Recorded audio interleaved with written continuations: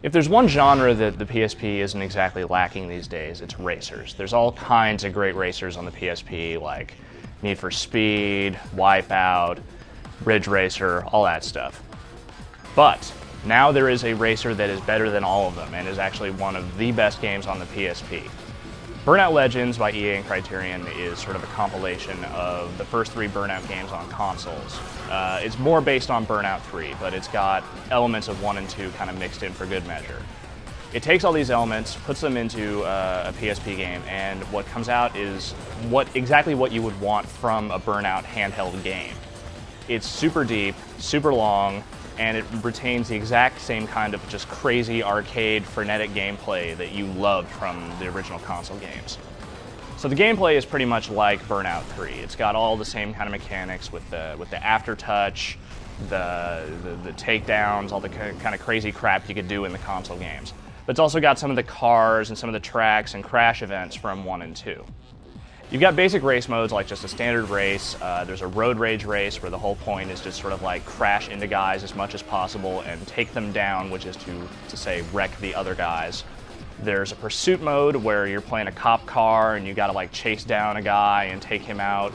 There's burning laps, which are basically just fat time trials. And then there's the crash mode, which gives you these kind of carefully crafted scenarios of traffic that you need to kind of go run in and break up as much as possible by just blowing up as many cars as you can, just getting as many different cash bonuses and everything else, and just basically cause as much havoc as you possibly can.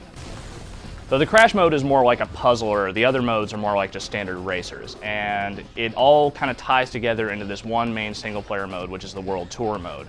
You start out with only a couple of cars unlocked and maybe a couple of tracks here and there. But as you play, you unlock more, you get more, and it just sort of turns into this really long progression as you travel from place to place, racing in all these different places, doing all these different crash events. There's like 175 different events total in the game, and it will take you hours to beat them all and unlock everything. When you're done with that, you got the multiplayer, which is for up to 6 players via the ad hoc. There's no online, but if you got 5 friends, then you're in luck. Apart from all the races, there's a party crash mode as well as a double impact mode, which is sort of a 2-player single crash event, which is pretty cool. If you've got the friends together, the multiplayer is fantastic fun. It's not as great necessarily if you've only got like one friend, but if you got a whole bunch of people, it's awesome. The Burnout games on consoles are heralded for being like just ridiculous kind of fast, and the PSP version is pretty much in the same boat. The game maintains a really steady frame rate, and it just gets that sense of speed down pat. It just nails it. You are going real fast in this game. You may not realize it at first when you first just have the kind of like base level cars that haven't unlocked the really fast ones. But once you get to like the F1 racers and the other really super fast cars, it's kind of blinding how fast the game is. There's a couple little frame rate hitch-ups here and there with certain wrecks, and sometimes it can be a little hard to see traffic on the screen. But once you get past these little hiccups, like it is an amazing looking game that just goes super fast. If you're a fan of any of the Burnout games on consoles, you will automatically love Burnout Legends because it is really just like the console games and it's translated extremely well onto the PSP hardware.